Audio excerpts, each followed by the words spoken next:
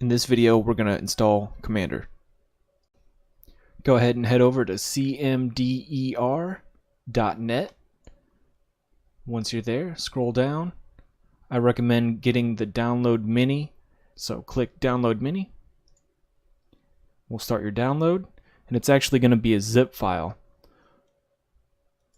So open that in its folder. Find your downloads.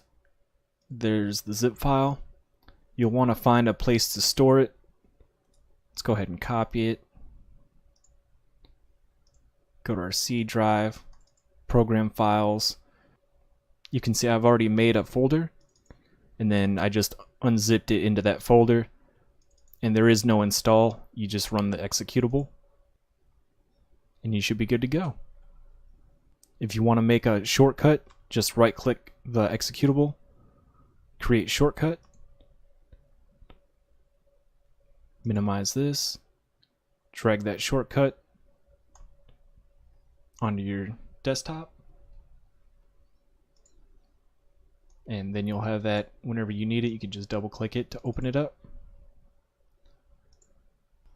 And if you like, you can just click and drag it down to your taskbar, let go of it, and then it's down in your taskbar.